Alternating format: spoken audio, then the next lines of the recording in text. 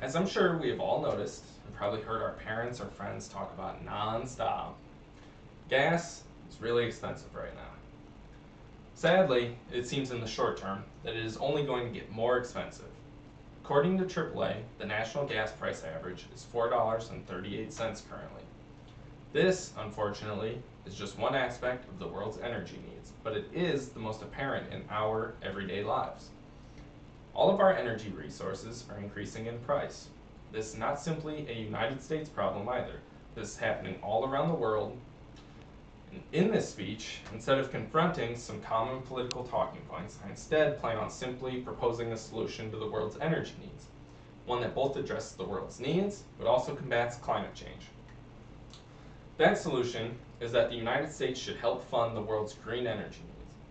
In this speech, I will talk about previous examples where this has worked.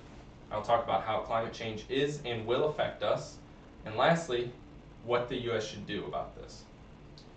The United States has been the world's foremost superpower for quite some time now. This began sometime during World War II and during the decade after it. America is the strongest country on Earth currently, not due to its military, but instead from its economy.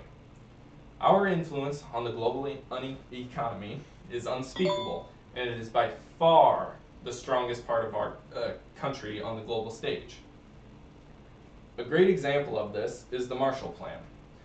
The Marshall Plan was an excellent political strategy in spreading American influence using our economy. Post-World War II, much of Europe was heavily damaged and needed to be repaired. What the Marshall Plan sought to do, according to History.com, was to help fund Europe's recovery, specifically the industrialized nations.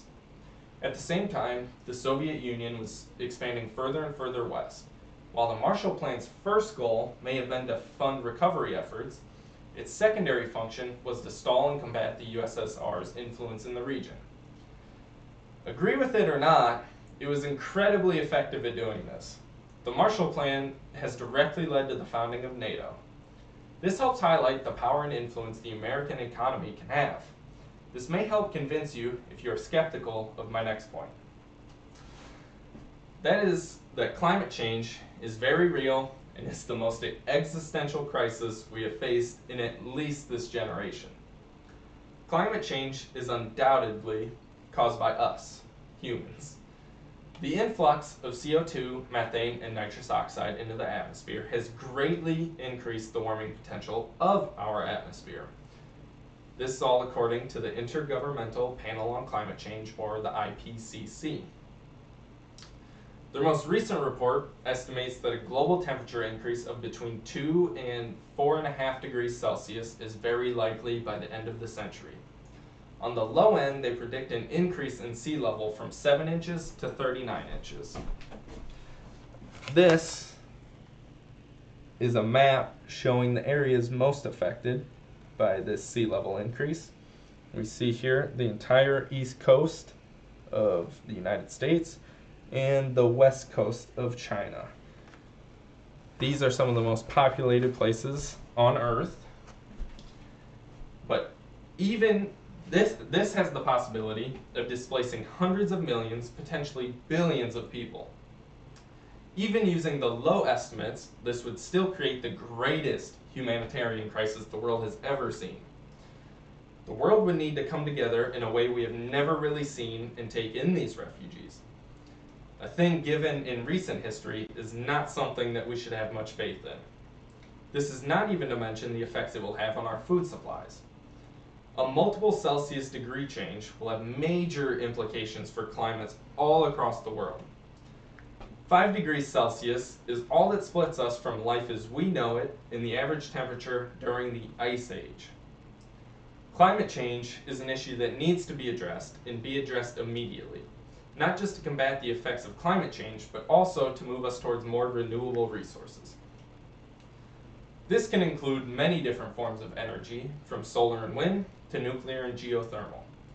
The world's resources are finite, and as supply continues to dwindle, it will only get more and more expensive. According to the World Economic Forum, we only need 50% of houses in the world to have solar panels to supply the world's energy needs. This is not to say solar energy can solve all of our problems, but it shows that the idea of green energy is not so far-fetched from being able to supply our needs. The United States is in a perfect position to help supply those demands, not just here, but across the entire world. Climate change, regardless, is worthy of this monumental effort. If the United States could combat climate change on its own, then I think we should gladly do this. However, I know this argument doesn't work for everyone. So instead, why should the United States not be a pioneer for renewable energy globally?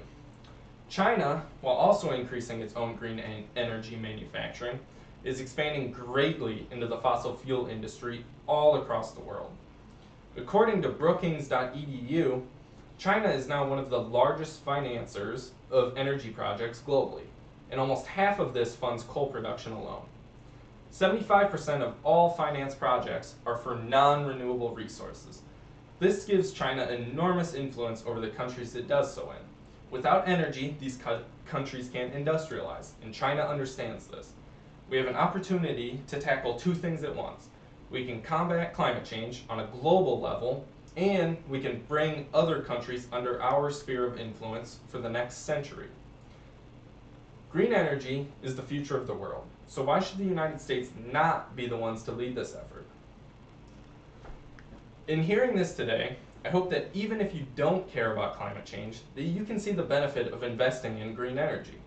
If we are not the pioneers on this front, then we may see other countries pass us by in the coming century. Regardless, climate change has the very real potential to be the worst event humanity has ever faced.